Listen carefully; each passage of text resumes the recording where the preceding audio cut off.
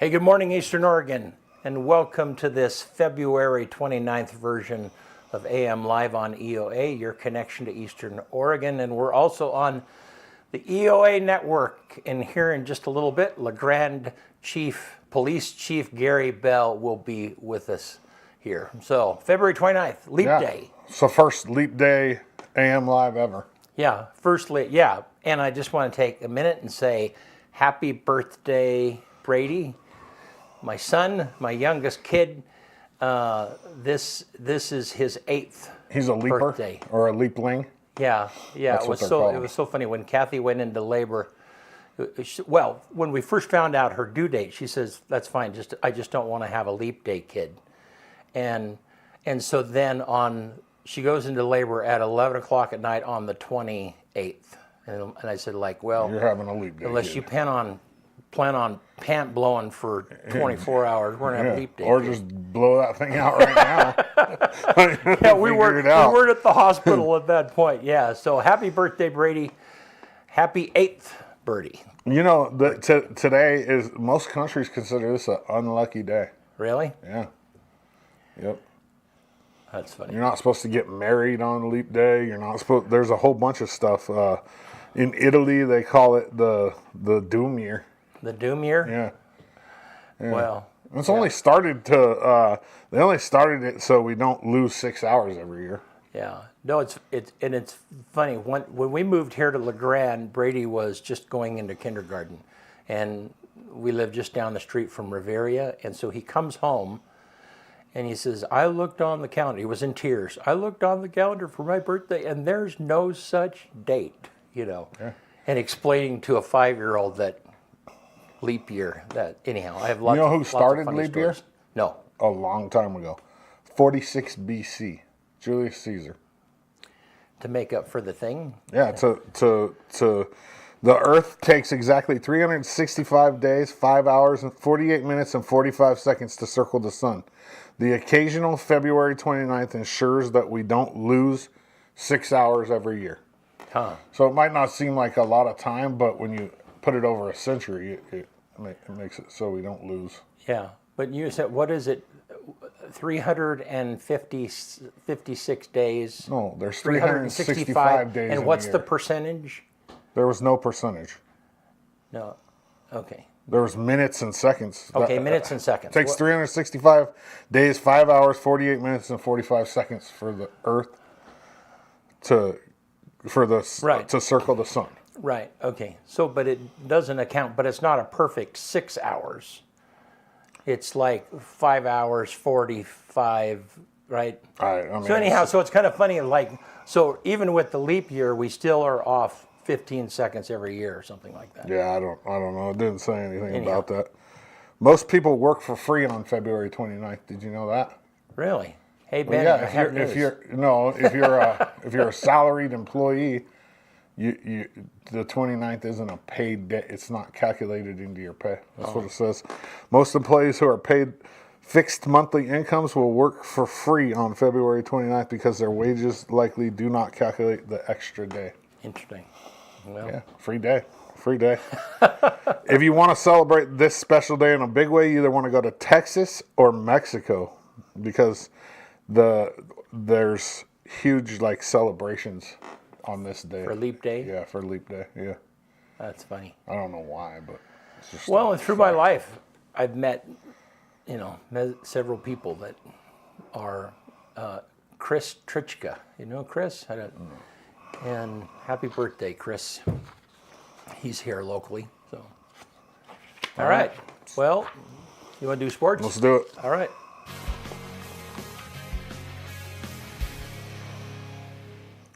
AM Sports Report brought to you by Hobby Habit right here in LeGrand. They just got their shipment of Star Wars Unlimited. It's the newest trading card game on the market. This Saturday at noon, they will be having a pre-release of the set. During the pre-release, you'll get to play open packs a week early, which is kind of cool. So get over there. They'll have prizes and promos to give out during the event for everyone that participates. That's noon this Saturday at Hobby Habit, just for the fun of it. EOU women's basketball won their opening round CCC tournament match against Bushnell on Tuesday night at home.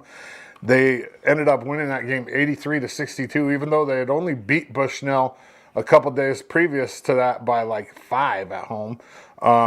Senior Bev Slater had 22 points and 19 rebounds. She had a huge game. And the women will travel to Southern to take on the Raiders on Friday at 5 o'clock in the semifinals. The winner of that will go to the CCC championship game. And basically, EOU has to win out to get a guaranteed spot, because Southern's the number 1 seed, EOU's the 4 seed. And so Southern has the regular season championship, so they're already in, and whoever wins the tournament gets in. So that, I mean, not saying that EOU, the women won't make the tournament on an at-large, but to get a guaranteed spot, they have to win the CCC tournament. The men lost last night to LCSC in their CCC quarterfinal game.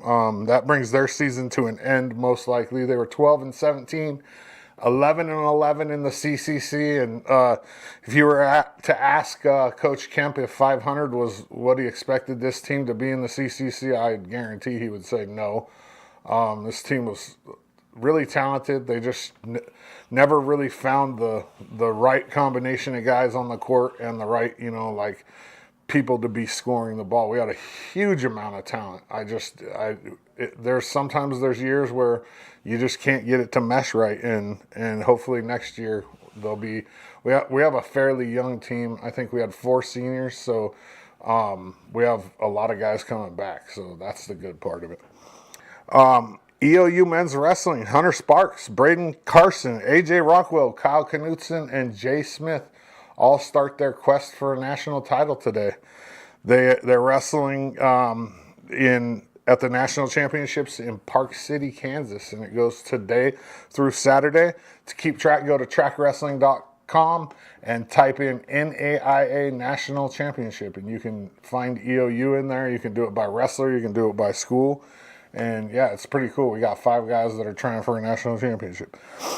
EOU men's and women's indoor track and field are also at their national championships starting today in Brookings, South Dakota. So it's a big weekend for EOU. I sat down with Kenna Woodward and Tanner Nett from EOU track and field. They're both national qualifiers, and I asked them why EOU. Here it is. I think a really big motivator right now is our indoor facility.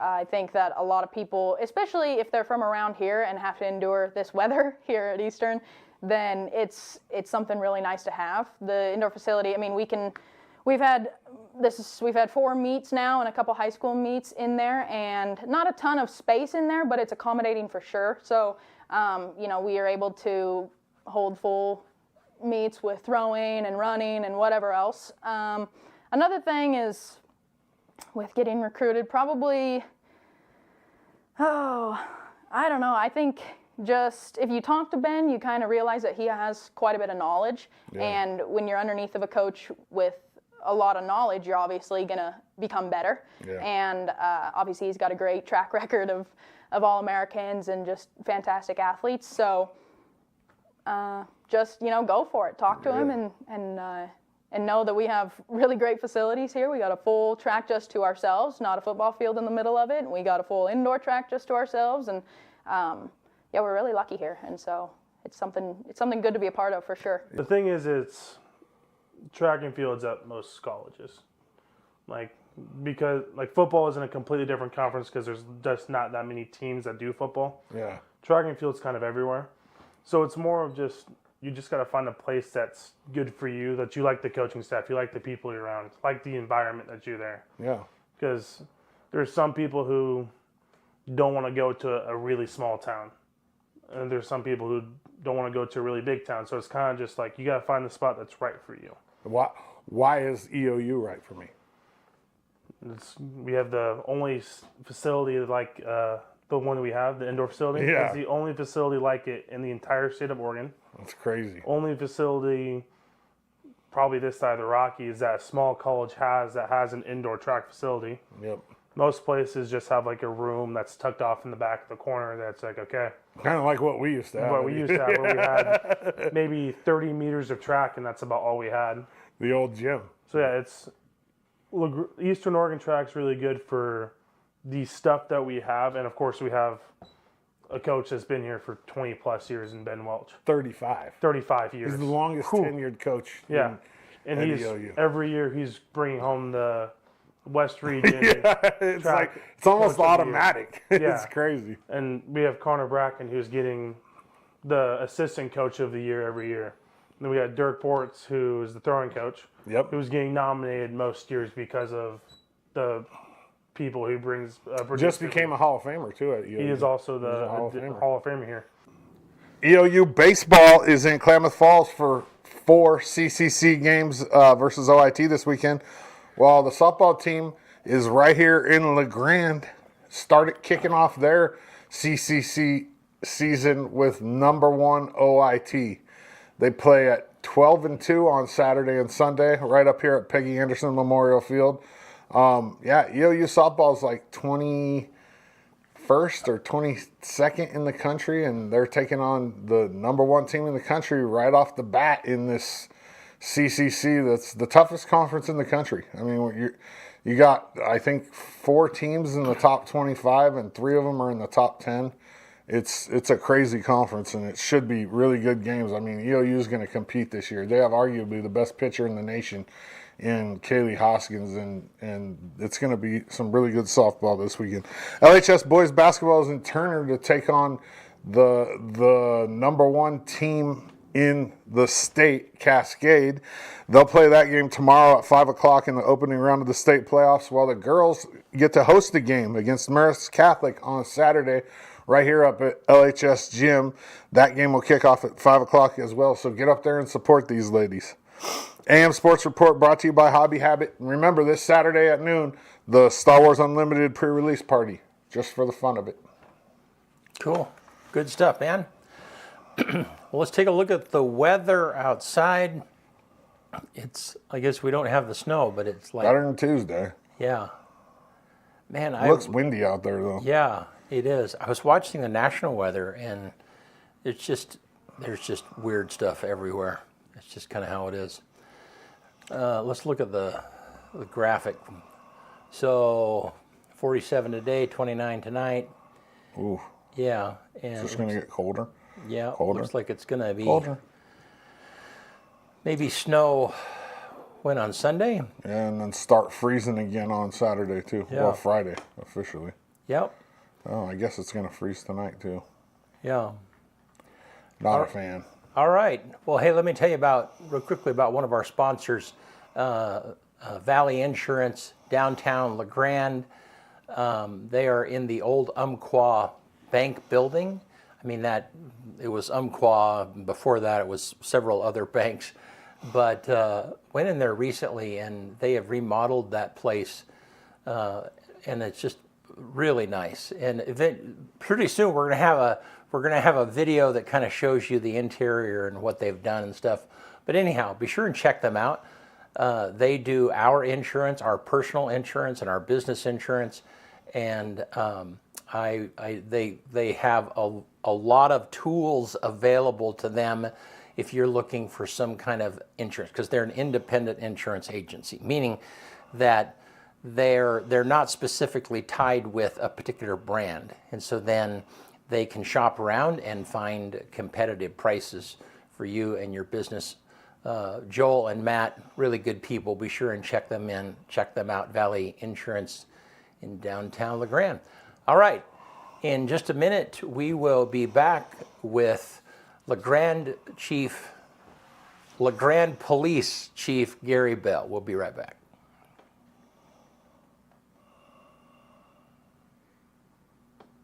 Eastern Oregon is full of interesting people, with interesting minds and interesting things to say. Here at EO Live, we're committed to connecting you to these intriguing people with EO Talks. We let our special guests share their ideas and life experiences with deep, open, engaging, and inquisitive conversations. You'll also be informed in depth on some of the most recent and relevant events, issues, and more. EO Talks on EO Live, your connection to Eastern Oregon, now on Roku.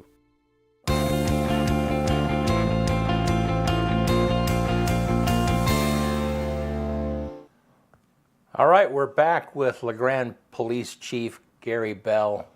Hey, how are you, man? I'm good. Good. Yeah, doing real good. Thanks. Good to see you again. It's good to be seen. You know, it's funny because I told you a little bit about this off air. So I had a long conversation with your mom.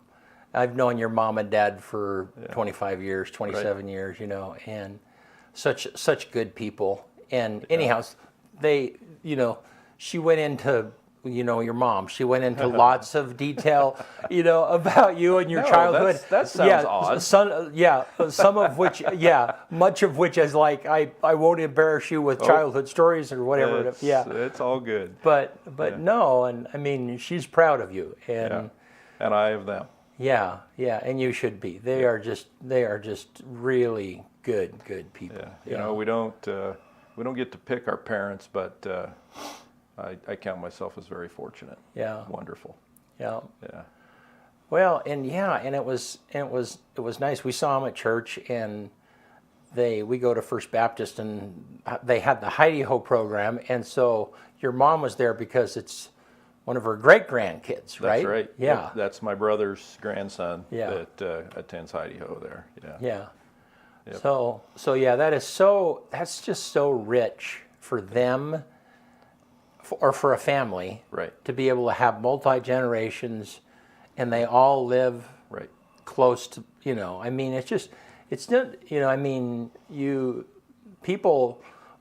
it's not unusual for great grandkids to know their great grandparent, but not to know them well. you Yeah, know? that's right. They've set the bar pretty high for us. Yeah, and so it's just really fortunate that not only that you guys it all worked out for you to be alive at the same time, but then that you're also here, you Right. know, in the same location. Yeah, you know, when I was growing up, of course, I think it's probably like a lot of, you know, kids in high school. You know, I can remember teachers and counselors and other adults start asking, like, well, what are you going to do? It's like, I had no idea, you know, I mean, and you start feeling some of that pressure. But I really didn't know if I was going to be here, but really thankful that everything kind of stacked up and played out as it did, because what a wonderful place to raise a family. Yeah.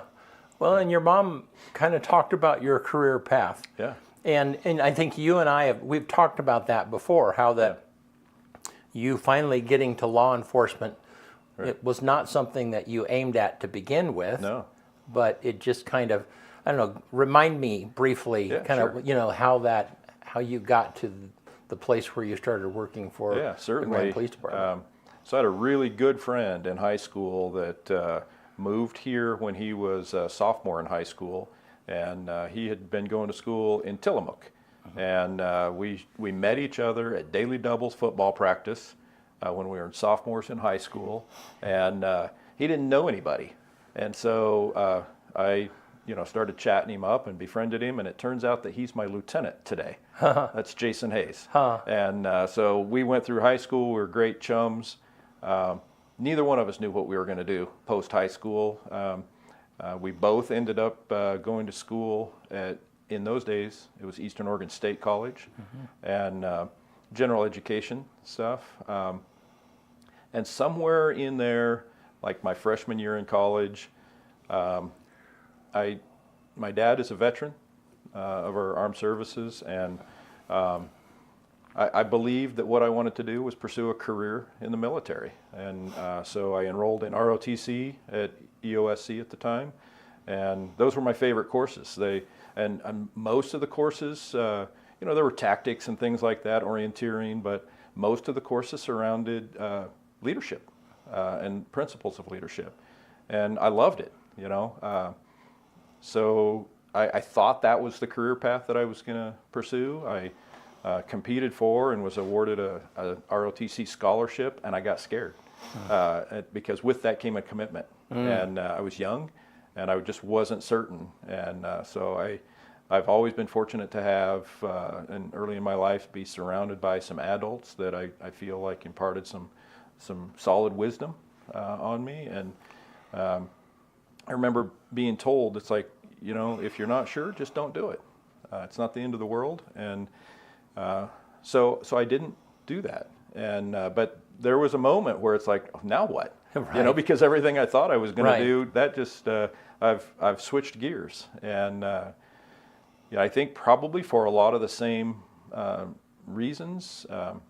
I was attracted to the structure, the organization, leadership.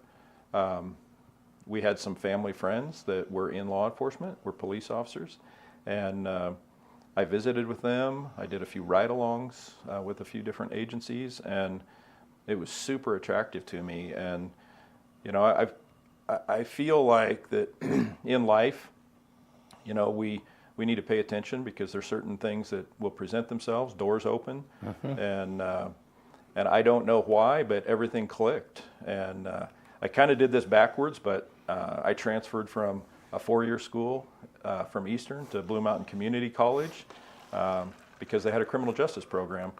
And I got the best grades that I had ever got in my academic life because I loved the courses. I loved the reading. Well, and it made sense. And it applied to where you were going. That's Yeah. right. Yeah. I couldn't wait for test day because it's like I had the knowledge. And then following that, I tested for a few different law enforcement agencies. And LeGrand Police Department is one of them. Initially, I didn't think that I wanted to work in my hometown. Right. But I tested and was not selected. And the lieutenant at the time reached out to me and asked me if I might be interested in considering being a reserve police officer. I had never thought about that, but I pursued that. And that was in August of 1993. And all that did was solidify. I had a full-time job. I worked for the state later on. For a little while, and so I was doing the reserve volunteer police work, and I absolutely loved it. I loved the people at the police department, and another opportunity came up just after the beginning of the year, and so in February of 1994, I was hired full-time, and Wow. here I am. Wow. Yeah, but I've always, not a single regret about the career choice, and I think it was just meant to be, and I count myself fortunate that I was able to recognize those doors when they opened. And, Now, how old were you then when you started at LeGrand? well, I had a full head of hair, let's put it that way. I had enough hair that I could style it if I wanted to, but I was 22 years old when I became a police officer here. Oh, wow. So you covered a lot of ground between the time when you started at EOU to the time that Right. Right. Well, I guess you were in the ROTC program simultaneously while you were. Right. Yeah. Yep. Okay. Yeah. So yes, but I feel like that I have absolutely no regrets. No. Yeah. About the time that I spent in ROTC. I have fond memories of the staff of the program. The courses were. I feel like that they helped create, going back to family and the character that I had been, instilled with. But those courses, I think, were instrumental in, developing me as a leader. And Brent, I never endeavored to be the chief of police. Yeah. I can remember as a young police officer walking by the chief's office and not being entirely sure what he actually did. And that isn't a suggestion that he wasn't doing things. Right. He was a busy man, but as a young officer, I didn't understand all of the things that were on his plate day to day. Yeah. But I remember equating that to, it's like, gosh, why would I want to, because I loved the job. I Right. loved what I did. I loved Right. going out and working with people in the community. But one thing led to another, and I had an opportunity pretty early in my career to test, and I was surprisingly selected for promotion to the rank of sergeant, and so that was my first kind of like official leadership role, at least within the organization. I feel like every police officer we have, every officer that I have, is a leader in the community. But I absolutely loved being I think being a patrol sergeant, quite frankly, may be the best job in the ranks of a police department, because you're in that role of leadership, and you can mentor, police officers and do what you can to take care of them and set them up for success. But you're also, in that you got one hand in that realm of management, administration, and can kind of help steer some of the training and things that go on in the organization. So it's a really good spot to be. Yeah. Yeah. Who was, other than your parents, can you think of people that demonstrated leadership in your life, or a coach or whatever? It's like, man, they know how to motivate, because the element of motivating a group of people and leading them someplace, that's not a small task. No. And who, can you think of someone who you like, wow, I like how that person leads? Yeah, well, what I can tell you is that there's lots of them. And I pay close attention to a lot of things. And that's always been something that, is just part of my makeup. And so from a very young age, Doddsy and I were talking earlier about, high school coaches, and I played football and baseball and, all of those things. And, guys like Len Cachado, and his style and his leadership style, that left an impression upon me. Lieutenant Jason Hayes' dad was an Oregon State trooper, and he was he retired as a lieutenant, and he was commanding both the LeGrand and the Baker City stations at retirement, and I knew him, and I watched how he did business and carried himself. That was inspirational. Doc Savage, that's a throwback, but Doc Savage was the high school football coach for a very, very long time. I watched how he did business.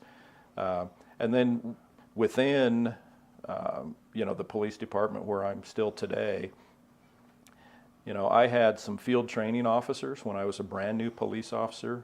A guy by the name of Jack Lane was an incredible inspiration to me. Scott Whittington, who Scott started at the police department before I, and has since retired, but he was an inspiration to me. And here's the thing, I draw inspiration still to this very day, and I even see leadership characteristics in people who, I have young police officers who I see the way they do business, and that inspires me. Yeah. So I draw inspiration from lots of places. And honestly, I have learned things, both good and bad, from working for people. And I try, and always have, to take that to heart and to learn from that. And it's like, you might see something, it's like, that's solid, and I'm going to try to recreate that. Yeah. Or I might see something, it's like, that's poor. Yeah. Not going to do that. But, Right. Yeah, and those are sometimes the things that, as a leader, that direct you, is like, oh wow, I feel badly for that situation. I want to do everything I can to avoid that kind of thing. But I'm not purposely leaving people out, but a lot of folks in our community know people like Scott Franks and Phil Meyer. Those guys, they were at the police department for a very long time. Yeah. And to me, one of the most important components of leadership is you have to recognize and learn how to treat people. Yeah. Because leadership is people business. Right. And if you're unable to do that, then it's probably not the right thing for you. Right. And I've learned a lot of those things from many different folks. Yeah. Yeah. No, it's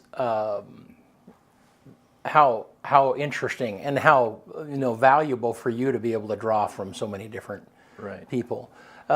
You brought up something that Kyle and I have talked about offline about, and it's just interesting that sometimes police officers that retire from the military and then become police officers. They retire from the military and then they become police officers.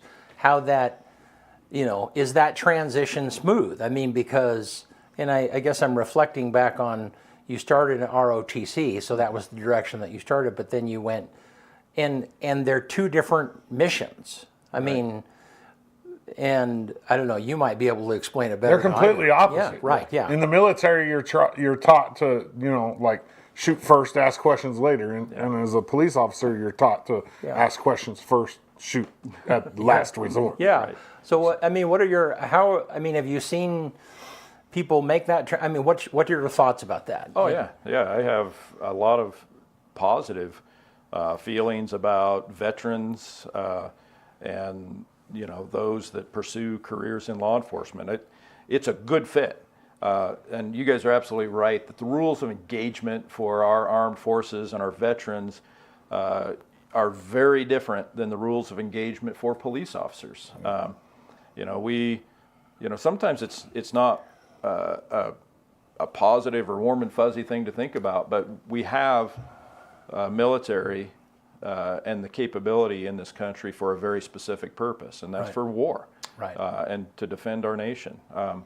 Those veterans or those soldiers are trained for that. Right. That's not what we're training. We're not training our police officers for war. Right. But a component of our officers' training they have to be silent warriors, so to speak, because they have to have the ability to act in a moment's notice and act without hesitation if that's what is called for. But we certainly don't strive for that. That's Right. not what we're looking for. But a lot of what we're doing is reacting. But the fit is really nice, though, and we have quite a number of veterans at the LeGrand Police Department, representing most of the branches of our service. But the order that they get in terms of their training in the military, the structure, following a body of rules, policies, everything from their self-discipline, how they take care of themselves, their fitness level, and how they represent the city of LeGrand and the police department in their command presence and the way they present themselves and communicate with people. All of those things are attributes that they have learned in the military or in their service, and those are valuable to them in their service as a LeGrand police officer. Yeah. So absolutely, yeah, and veterans make great police officer candidates. On the other side of that, are there times when you have candidates come in and they don't have that formal training or they don't have that formal discipline, but maybe they're super relational? They're, Right. Their gifts are in a different direction. Right. And I mean, how do those two different kinds of candidates, how are you able to pull them in? Right. And kind of round out the entire personality of the police force? Yeah, so, keep in mind that when we hire a police officer, it doesn't make any difference if, they have been in, the Marine Corps for 4 years, or if they have been in college, or if they have been working in a trade, or maybe it's their first job. And that seems maybe odd, but, when I was a youth, very few people didn't have jobs when they were just old enough to do it. But there's a lot of, early 20-somethings that haven't actually had a job before. But keep in mind that we have our own basic training, if you will. It's not boot camp, but we have in-house training. It's called the Field Training and Evaluation Program. Very similar. There's a lot of standardization in the United States in policing now in terms of entry-level training. So that would equate to on-the-job training, and that's about 4 months where you're assigned to. In our agency, you're probably going to have at least 3, maybe 4 different what we call FTOs, field training officers. So that's an officer that is experienced, and they're working directly with the new officer and teaching them the ins and outs of policing. But then in addition to that, they're going to the Basic Police Academy, which is in Salem, and that's 4 months there.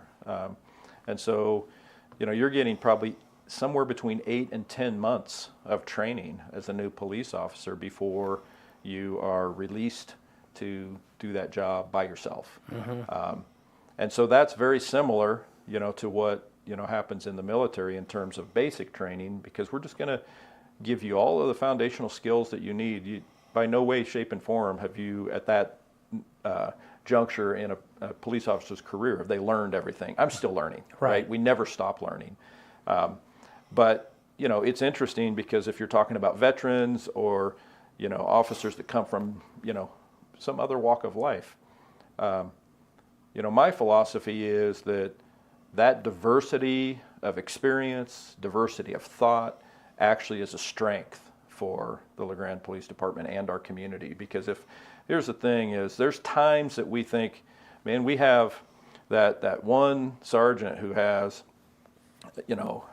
his military experience in the Marine Corps, he's locked in, he does a great job. And, you might think that's like, boy, if we could just have them all that way. But that wouldn't be the best of circumstances if we all thought the same at all times, because, we have a lot of complex decisions that need to be made every single day. And, sometimes our newest officers, they have we encourage, input. And, sometimes you think that maybe someone is younger in years, experience, that they don't have, they got great ideas.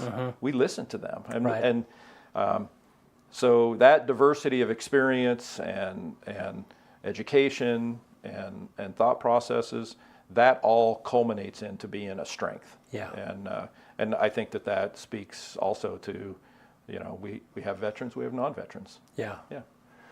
Well, and I was going to ask you, and I think you did. So do you guys have a pathway? Are you all ever in the same room at the same time talking about issues? And is there a pathway where somebody can bring ideas to the table, even if they're stupid ideas at times, absolutely. or ideas that have been tried in the past, or whatever the case might be. There's, that's one of the things that you may have heard, that police organizations are paramilitary organizations, which means that they're kind of like the military. It's not as rigid, but we share very similar rank structure in terms of, we have police officers in the LeGrand Police Department. We have police officers, and then they're supervised directly by a sergeant, and then we have a lieutenant that oversees the sergeants, and then myself. So we have rank, so there's structure that way. But every single day within those shifts, you have police officers, and then we have a sergeant that oversees each shift, and they have a daily briefing. So the night shift and the day shift will come together both in the morning and the evening. They work 12-hour shifts. And so there's a briefing. So there's exchange of thoughts there, in addition to just sharing information about what's gone on the previous shift. So there's that warm handoff on what's going on in the community. But that's also an opportunity to have what we call shift. But once the briefing is over, that doesn't mean that opportunity is closed. The sergeant has interaction with the officers all day long, so there's opportunity there. The sergeants have access to the lieutenant and myself. But then we also have, once a month, we have what we call sergeant staff meetings. And so that's where all of the sergeants, the lieutenant, and I come together, and we discuss, any issues that are going on, ideas for training. There's opportunity for roundtable, things like that. And then the sergeants will take all of that information back and brief each of their shifts respectively. And interestingly enough, I'll share, we're just talking about police officers, but we do the same thing within our communications division, which is where the dispatch center is. So the dispatch supervisors, we come together and do this same exercise. But then from time to time, we don't do it quite as frequently as monthly because of the cost involved. But we'll have department meetings. And it's not just a meeting where everybody sits around and listens to one person talk. Oftentimes we're doing training topics and things like that. You've been involved now for a number of years when we do the annual police officer memorial ceremony. That's a day where we have all of the officers there. But the ceremony is, it's pretty quick. Right. But then on that very same day, we also participate in department-wide training and communication. Because there are things that it's not, there's nothing like hearing it all together at the same time. Right. And sometimes, officers have questions or thoughts that are beneficial for everybody to hear at the same time. Yeah. But we have communication is absolutely critical, I believe, in the success of organizations. And so we have lots of pathways for communication, and it happens day in and day out, all day long, 24 hours a day. I can honestly. imagine. Yep. Yeah. And the lieutenant and I get phone calls all hours of the day, and we encourage that, though. It's like some people like, man, you get woke up at, 3 o'clock in the morning. It's like, nope, that's our job. We're here for those. I mean, we encourage sound decision making and support that at the lowest levels, and all of our supervisors make great decisions. They all possess wisdom, probably beyond their years and experience, but we also want to be, the lieutenant and I both want to be sure that we're there for them. Just sometimes, oftentimes, and I learned this from some predecessors. Sometimes what happens is, people just need affirmation. And so, a situation might be briefed, in the middle of the night, here's what's going on. And instead of, as a command level leader, providing the answer or saying, okay, do this, this, and this, maybe what we do is say, what's your plan? And what oftentimes I have found is that, those sergeants or the lieutenant, they know exactly what they need to do. Yeah. And my response is going to be, sounds good. Yeah. And, so I think that's a good tool to mentor and just reinforce leaders. Yeah. And it's probably unique for you to have been, like you mentioned, you used to walk by the chief's office and, and there were probably those situations where, maybe you had a situation and you're dealing with it and all of a sudden it was like, oh, the chief just pulled up, and now you're that dude. Now that they're watching your car pull up to the situation. Yeah. I would imagine that there's little times that's like, that's a head swimmer. That's like. Well, yeah. I think the unique situation for me and where I'm at in my career is that I've done all of these jobs. Right. And I know how the young, officers look at me, because I looked at the then chief of police the same way. Right, yeah. I mean, I know how old I am, Right. right? And how long I've been around. Yeah. I've been there 30 years. 30 years this month.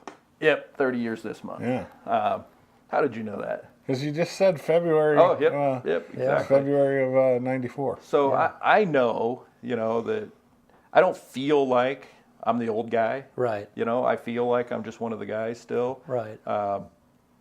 But I also respect that they're doing it day in and day out. Right. And I think that that's a benefit that, so when they, talk about a particular process or something, it's really beneficial that it's like, I get it real quick. Right. Because I've done it. Right. I've written lots of police reports. Yeah.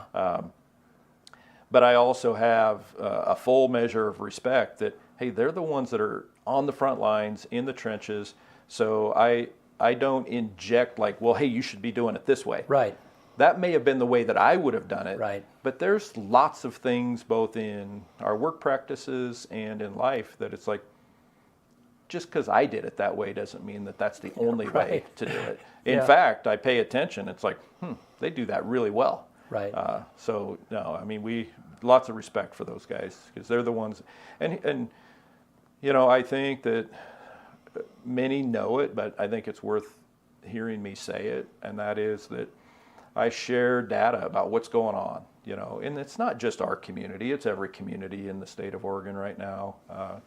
Our legislature currently is talking about some changes that we need, but the data and the calls for service, the police officers that are doing the job that I did 25 years ago, it's a tougher job today. Right.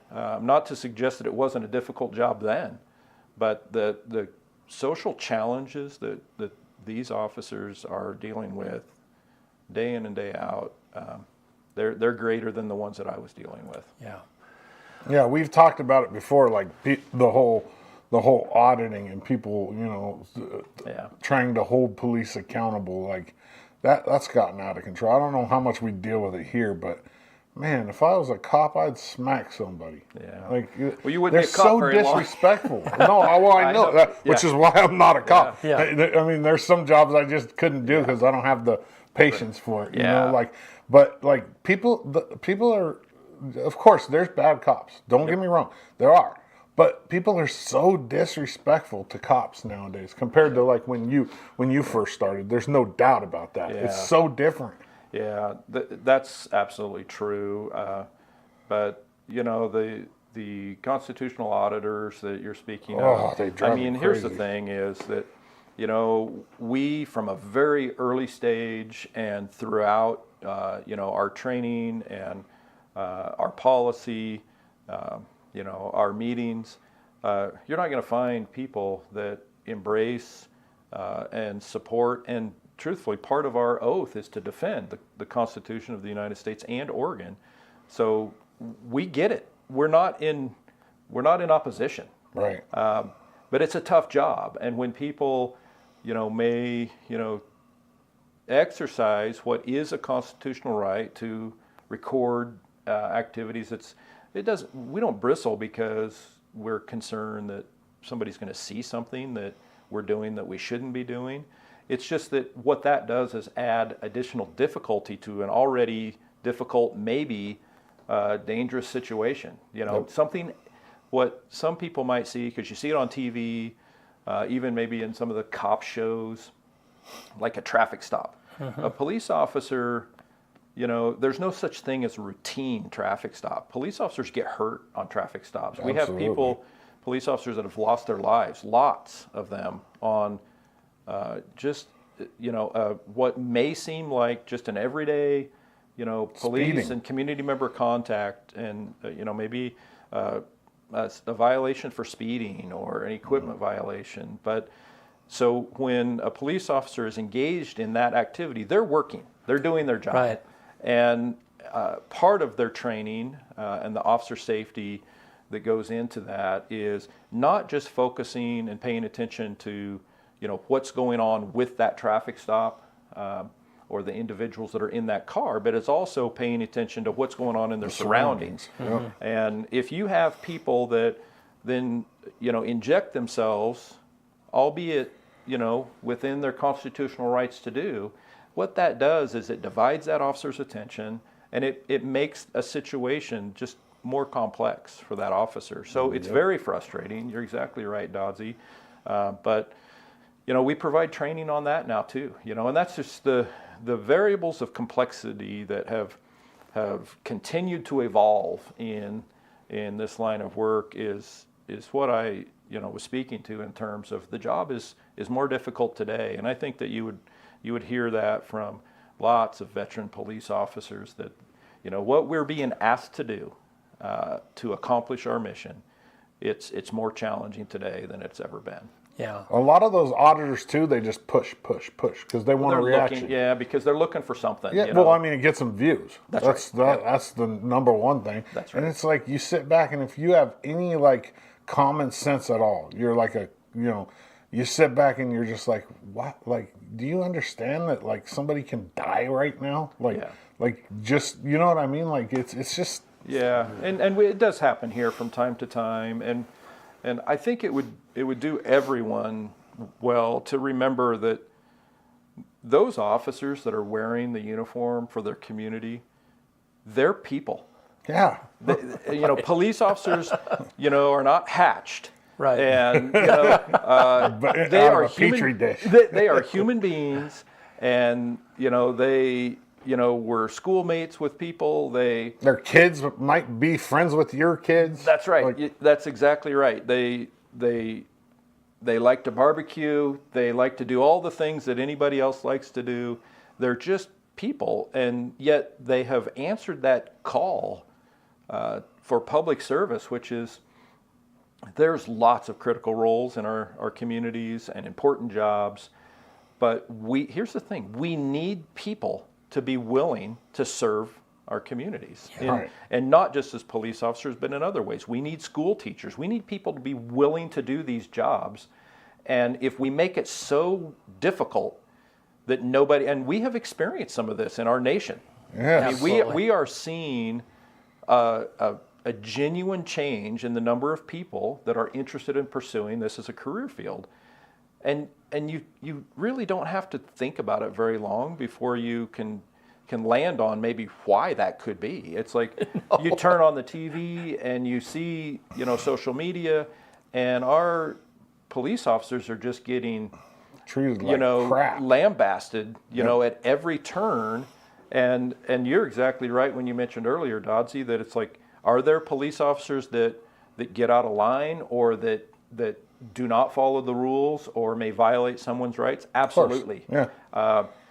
And not picking on any particular career field or profession, but that's a human being Yes. thing. Right. Yeah, 100%. And any job or career where there's human beings, there's the same thing. And I'm certainly not picking on any of these, but it's like doctors, lawyers, Right. teachers, newsmen. Right. Yeah. That's because the common denominator there is the human factor. Right. But we have arguably one of the most robust mechanisms within our profession to identify and weed those people out. Because I can tell you that the people at the LeGrand Police Department and a lot of other agencies, we don't want them any more than the community does. Yeah.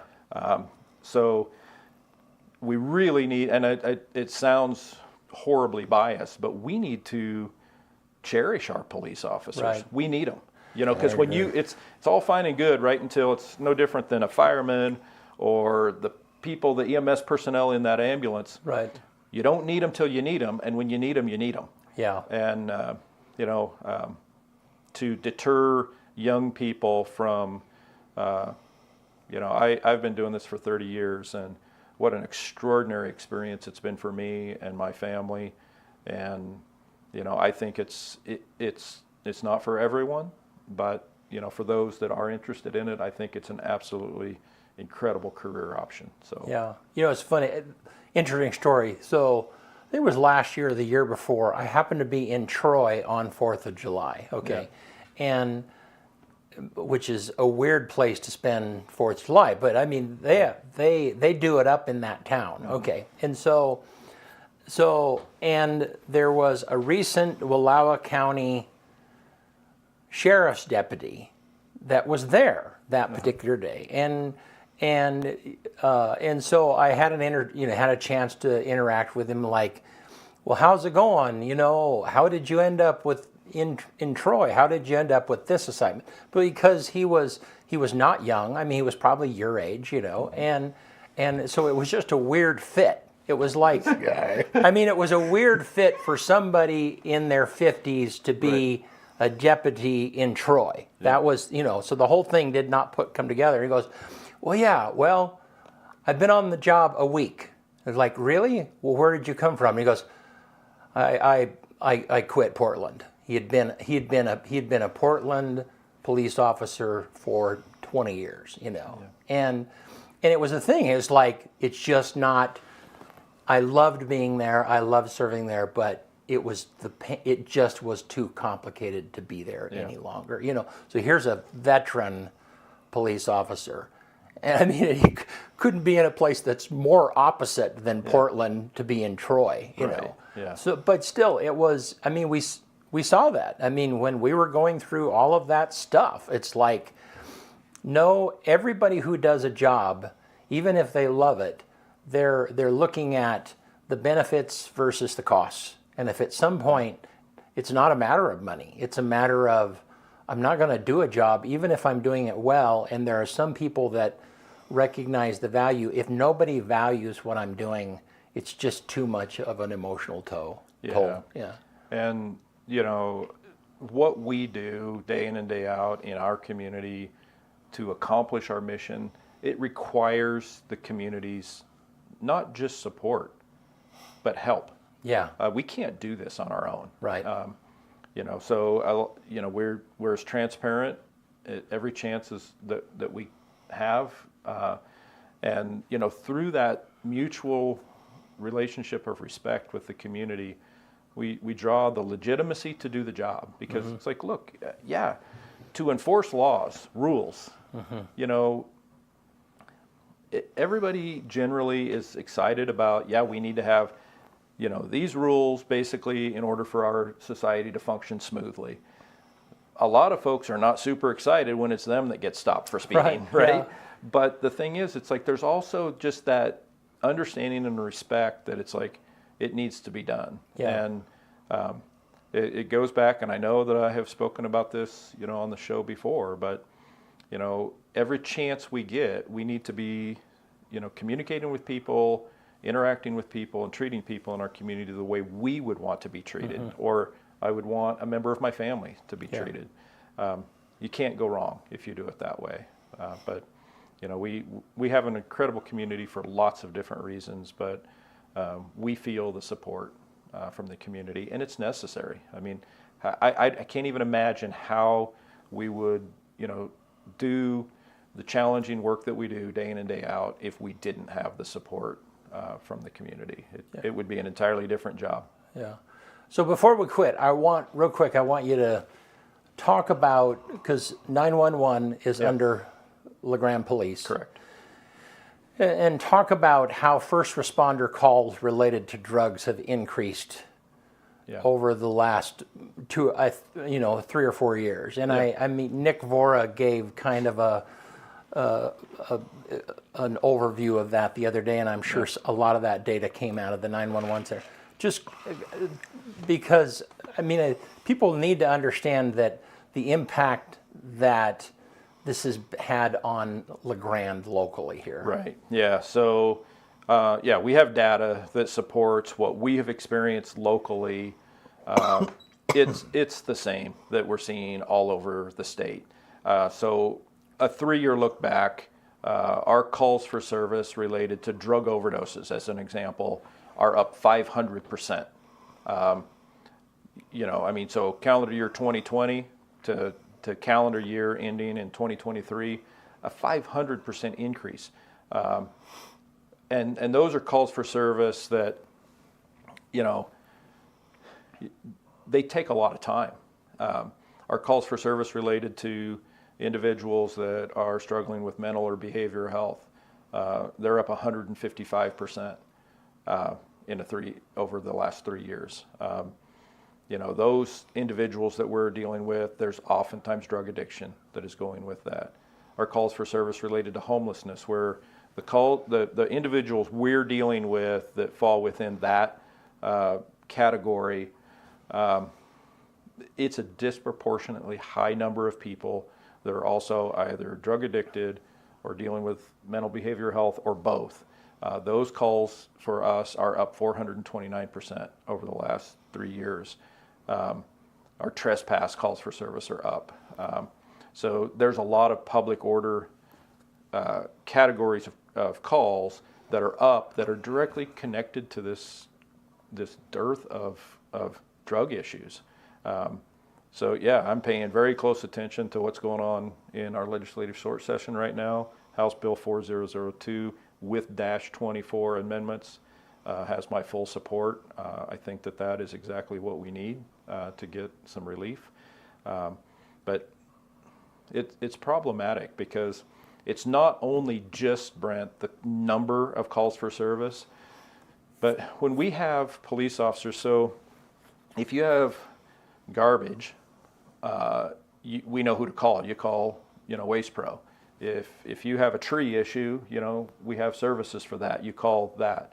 If you have a fire, we know who to call, right? The police, and it's all cycles through the dispatch center, there's a lot of things within a community where it's like we don't have a specific phone number or a specific organization that deals with that. And so the police get those calls for service. Mm-hmm. And the truth is that a lot of times these issues, it's not an easy solution. We don't have like a magic tool in our toolbox where we can just fix that and move on to the next call for service. So these calls that I'm talking about, where we haven't had the statutory support to do anything really about the drug issues, they just repeat, and we have to go and try to mitigate it the best we can. But there's really no solution. And so those calls for service take more time, and we oftentimes end up dealing with the same people multiple times in the same shift sometimes.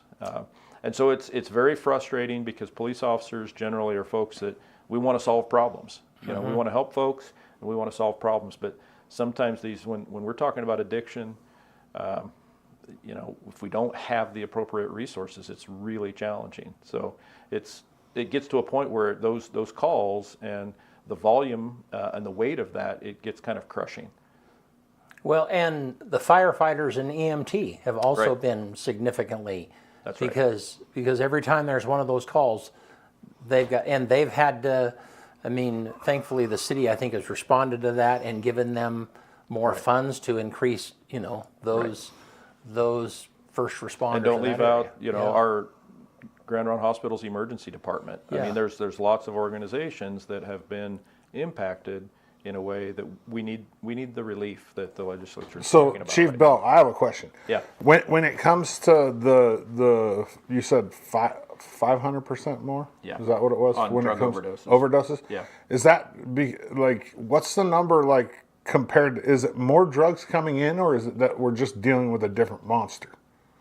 Because we haven't always had fentanyl. You know what I mean? Yeah, I do know what you mean. And fentanyl, you know, if you ever feel like as human beings we have lost our ability to develop, I mean, really?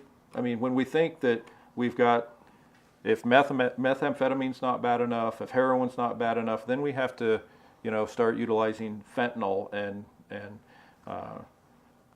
see that, you know, in its counterfeit forms. You know, I mean, fentanyl's been around Forever. as a pharmaceutical for a very, very long time and used appropriately with good success. The problem is that, you know, when it started being counterfeited in Mexico and proliferated throughout the United States, it's everywhere, and it's super dangerous.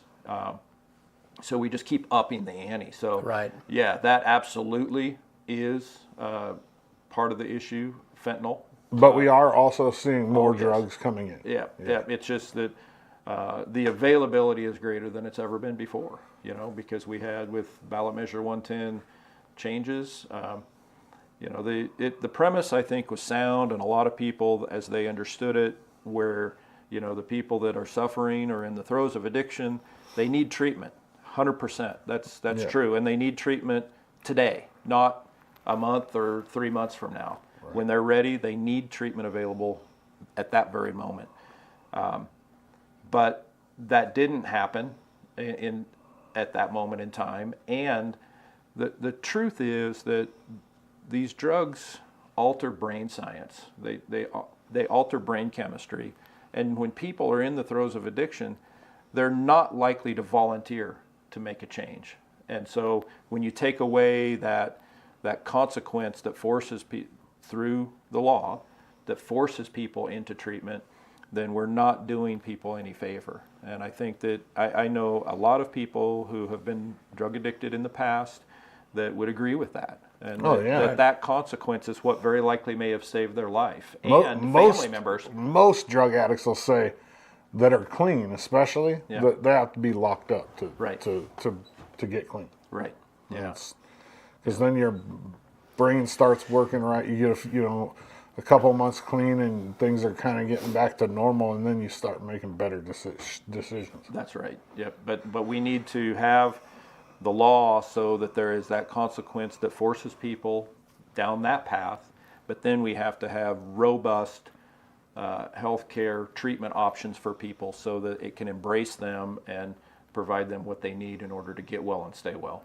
But yeah, but I think what you're saying, and I agree, and I think Gary is too, is that it's the collision of Measure 110 and the negative things that came along with it, and fentanyl coming onto the market in a huge way. that has Yep. just created an absolute disaster. monster. That's correct. Yeah, and it's funny because I mean I was talking to a law officer the other day, and he said that he has talked to users who are in the middle of a run, who are in the middle of a binge, and they themselves have said the changing of this law, the way it is right now, it makes it much harder for me to, because there's no disincentive, Yeah. So Yeah. anyhow, But we need the course correction, and we need it bad, because we're talking about the persons and maybe their families that are suffering as a result of the addiction, but this has much further reaching ramifications. I mean, we're talking about a diminished workforce. Right. We're talking about what's happening to our children. Yeah. And the amount or maybe the frequency of neglect for our Right. kids, that when we see and recognize the prevalence and the rate by which this people are addicted, that's not happening in a vacuum. There's lots of other ways that is impacting our community, and we need to make a course correction. Well, and I think that Measure 110, if I'm understanding, I mean, it mainly dealt with the user and the benefits to the user of decriminalizing it and helping them get treatment. But it really didn't focus at all on the cost, the way that might affect all of those other things that you're saying, And so then when we zoom on statistics and we say, well, yeah, this is the best way for people to become, get off drugs, which I probably would disagree with. But when you zoom in on that doesn't measure all of the other factors. That doesn't measure how it has impacted so many other things, Right. So, Yeah. well, hey, thank you. We've gone over our time, but we just always have such great conversation. Yeah. And appreciate you taking the time to be on. And I think we have you scheduled every other month for the rest of the year, and so that's awesome. Yeah, even if you are old. Even if you are old. And even if I didn't realize, I thought about getting up and leaving as soon as we started, because you said that the 29th, that I'm working for free today. You are working for free. So Yeah, go home. I didn't realize Hang this 'em was up. a volunteer thing, but then I got to realizing it's like I quite frankly probably do a lot of work for free, a lot. So it's like, no worries. Yeah. But before we go, you got to tell me. So non-leap year, what day does Brady get his well, birthday and that has celebrated? been a controversy because you would think on non-leap year days, non-leap year years, that he would celebrate on the 1st. Okay. And so, because that would be when the 29th would be. And so then but then somewhere along the line there became a little bit of confusion in the family, and some of them congratulated him for his birthday on the 28th, and then some on the 1st. Well, now he's taken advantage of that. I think he And should he's just embrace. I got 2 days, and he has. That is exactly right. This is the only time that he really only has one day that is his birthday. Yeah, good for him. Happy birthday. Yeah, happy birthday. All right. On this day, which is only February every 4 29th. years, yeah. Yeah. 1877, U.S. inventor Thomas Edison demonstrated his hand-cranked phonograph for the first time. On this day in 1890, the very first Army-Navy football game. Who do you think won? What year again? 1890. 1890. They've been playing that game for 134 years. Army, Navy. Yeah, Army. Navy. Oh, 24 to nothing at West Point. Wow. Yeah. Yeah. 1942, U.S. Office of Price Administration rations coffee for everyone at 10 pounds a year. Huh. There must have been a coffee shortage in 1942. 1948, on this day, the first opera to be televised, Othello, was broadcast from the Metropolitan Opera House in New York City. 1972, on this day, co-founder of Atari, Nolan Bushnell, releases Pong, the very first commercially successful video game. Yeah, 1972. Wow. And then last year on this day, Taylor Swift is Spotify's most streamed Global Artist of the Year. How many? Guess how many streams in 1 year for Taylor Swift? I have no idea. 26 billion. 26 billion streams 26 in 1 billion, year. yeah, Yes, wow. on Spotify. Wow, That's a lot. that is. That's a lot. That's numbers that we can't even fathom. Like, No, Number one song in America on this day in 1984, Jump by Van Halen. And then the quote of the day comes from Helen Keller. The best and most beautiful things in the world cannot be seen or even touched. They must be felt with the heart. And I think I've done this one before, but I like it. Yeah. One more time. The best and most beautiful things in the world cannot be seen or even touched. They must be felt with the heart. Yeah. Interesting. I heard a comparison the other day. The difference between 1,000,000 seconds is like 19 days or something like that. Okay. But 1 billion seconds is 30 years. Yeah, it's something crazy. Yeah. So it's, you think a billion, it's hard to even get your mind It's like around. the difference between a millionaire and a billionaire. Right. Is a million millions. Right. Yeah. It's just a crazy You have $1 million amount. a million times. Yeah. Yeah. Which is crazy. Yeah. Yeah. Alrighty. Thanks, Eastern Oregon, for tuning in. Appreciate you being here, and happy birthday, Brady. See you next week.